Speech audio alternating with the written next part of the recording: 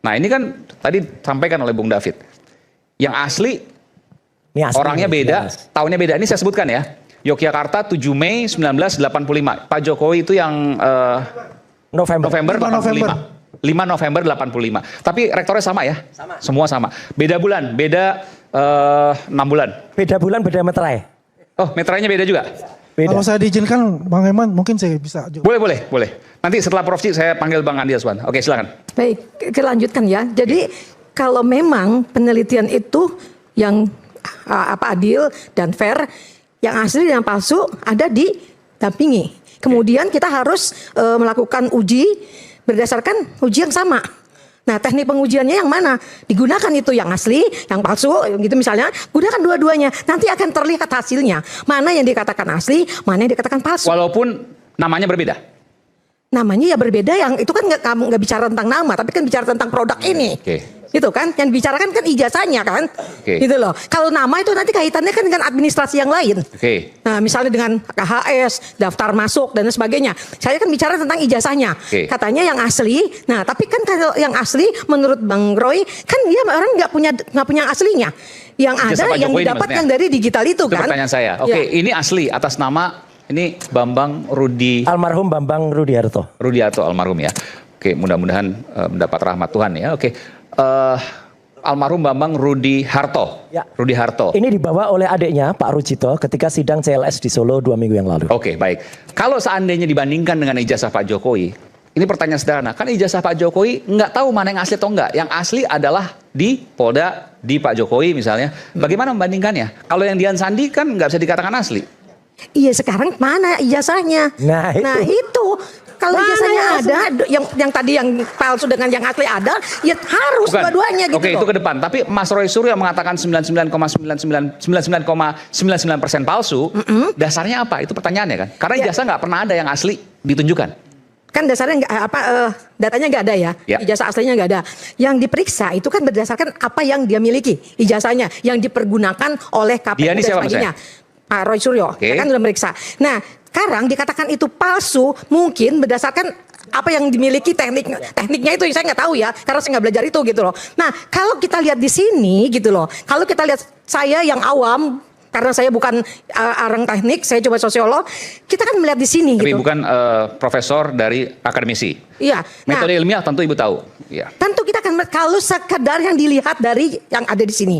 Kalau dilihat dari pertama materai, seingat saya kata Pak Answan berdasarkan Undang-Undang tahun 85. Materai itu tahun 85 menyatakan bahwa materai itu warnanya ungu dan untuk ijazah tidak dipergunakan materai. Ya, teman-teman, memang perdebatan dalam ijazah Pak Jokowi ini tak berkesudahan, teman-teman. Ya, seperti di cuplikan video tadi, ya, yang dibahas oleh Profesor Cik mengatakan bahwa ya di ijazah asli UGM yang ditampilkan di e-news itu bahwa ijazah asli pembanding ya dari ijazah Pak Jokowi itu ya tanggal dan bulan kelulusan beda dengan ijazah Pak Jokowi. Ya, tanggal kelulusan dari ijazah asli UGM yang ditampilkan oleh Profesor Cik untuk membandingkan ijazah Pak Jokowi adalah 7 Mei ya, 7 Mei tahunnya sama 1985, sedangkan di ijazah Pak Jokowi adalah 5 November 1985. Nah, itu adalah satu hal yang menjadi perdebatan. Kemudian setelah itu ya dia juga menyoroti bagaimana dengan stempel dan lain sebagainya, teman-teman. Ya, memang ya untuk ijazah Pak Jokowi ini ya tak berkesudahan perdebatan karena seperti yang disampaikan oleh Profesor Cik bahwa ya ini sudah kemana-mana dan harus ada yang mengalah ya. Nah, siapakah yang mengalah dalam hal ini? Ya, tentu kalau kita melihat Pak Jokowi mengalah misalnya, maka ya kan Pak Jokowi kan bersikeras tidak menunjukkan ijazahnya, ya kecuali katanya di persidangan. Tetapi kalau pada saat tiba persidangan, ya kita tahu Citizen Lawsuit sedang menggugat ijazah Pak Jokowi di PN Solo, teman-teman. maka setiap kali ada persidangan, maka Pak Jokowi tidak pernah hadir. Nah, padahal ya Pak Jokowi mengatakan akan menunjukkan ijazahnya hanya di persidangan. Nah, ketika persidangan tiba, maka ya dirinya saja tidak hadir, apalagi ijazahnya. Nah, kemudian ya kalau misalnya dia mengalah, pasti akan menunjukkan dan akan datang ke persidangan. Nah, kemudian kalau misalnya juga Roy Suryo CS mengalah, ya, atau mereka mengalah, mereka ya mengikuti jejak dari Egy Sujana dan Damai Harilubis, ya, dengan datang ke Solo, ya tentu ada pembicaraan di sana, kemudian mereka sepakat mengajukan restoratif justice, ya mereka mengalah, dan artinya bahwa Polda Metro Jaya mengeluarkan SP3 dan status mereka ya dicabut sebagai tersangka seperti Egy Sujana dan Damai Harilubis, maka tentu ijazah Pak Jokowi tidak akan dibuktikan, ya, karena selesai di situ, karena terbukti bahwa ketika Egy Sujana dan Damai Harilubis ya berdamai dengan Pak Jokowi, maka ya ijazah Pak Jokowi tidak dibuktikan. Nah, ini yang menarik teman-teman, karena kan sudah pernah juga ada orang yang dipenjara ya dalam kasus ijazah Pak Jokowi ini, ya, tetapi oleh karena tidak dibuktikan pada saat itu, maka muncul Roy Suryo CS ini. Nah, ini yang menjadi ketakutan kita, bahwa apalagi ya tahun-tahun politik ke depan ini, tahun 2029 teman-teman, ya walaupun masih lama, maka akan muncul lagi ya semangat untuk mengungkap ijazah Pak Jokowi, ya, akan dipermasalahkan lagi, akan ditanya lagi, akan dicurigai lagi. Kenapa? Karena ya belum dibuktikan. Makanya sangat penting sekali untuk membuktikan, ya, supaya tidak terjadi lagi ya pertanyaan-pertanyaan yang demikian. Oke, kita lihat di sini bahwa kuasa hukum Jokowi tuding narasi ijazah palsu kubu Roy Suryo bukan produk akademis. Nah, memang perdebatan mengenai ijazah Pak Jokowi ini ya terjadi di mana-mana teman-teman, baik itu di kanal YouTube, ya, di podcast, kemudian juga di stasiun televisi, ya, di berbagai channel, ya, sering ya ada mengenai kasus ijazah Pak Jokowi ini yang selalu diperdebatkan. Oke. Pengacara Presiden ke-7 Republik Indonesia Joko Widodo dalam kasus tudingan ijazah palsu, yaitu Rifai Kusumanegara, memberikan klarifikasi tegas terkait laporan polisi terhadap 31 objek media sosial yang terus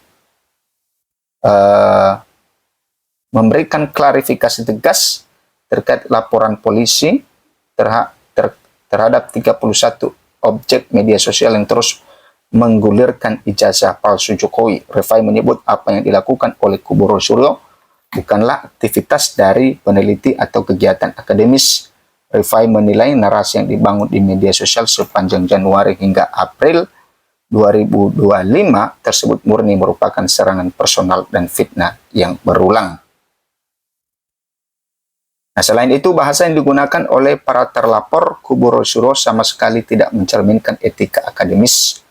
Tidak ada satu kata pun mereka mengklaim sedang melakukan penelitian, sedang melakukan kegiatan akademis, ya, dan bahkan narasi-narasinya jauh dari kegiatan akademis. Contohnya menyatakan 99,99% palsu, itu kan bukan angka-angka akademis, kata Rifai dalam program Rakyat Bersuara. Nah, kemudian teman-teman, Rifai mengungkapkan fakta mengejutkan mengenai sikap rendah hati Joko Widodo. Menurut Rifai, Jokowi secara tiba-tiba mengambil langkah restoratif justice terhadap 2 orang terlapor tanpa berkonsultasi terlebih dahulu dengan tim hukumnya, meskipun sempat memberikan instruksi tegas untuk melanjutkan proses hukum hingga ke pengadilan. Meski pintu damai sempat dibuka secara legowo, Rifai menegaskan bahwa pihaknya tidak bisa menjamin apakah kesempatan yang sama akan diberikan kepada terlapor lainnya, mengingat awalnya instruksi yang diterima adalah penegakan hukum secara tuntas. Secara jujur saya waktu itu juga kaget, ini kok ada kebijakan ya diambil tanpa berkonsultasi. Saya pribadi mengapresiasi beliau ternyata masih mau buka pintu secara legowo kepada dua orang, dan itu ketika begitu saya gitu dengan mudah gitu ya, ungkap dia. Nah, terkait perkembangan berkas perkara, Rifai menjelaskan bahwa saat ini statusnya masih P19, di mana jaksa meminta pelapor untuk melengkapi beberapa pembuktian. Ia menilai hal ini sebagai prosedur yang wajar dan statistik menunjukkan mayoritas laporan memang memerlukan pendalaman sebelum dinyatakan lengkap atau P21. Rifai optimistis jaksa memiliki kepercayaan diri yang tinggi untuk membawa kasus ini ke meja hijau. Pihak pelapor pun menyatakan kesiapannya untuk menjalani proses persidangan yang transparan.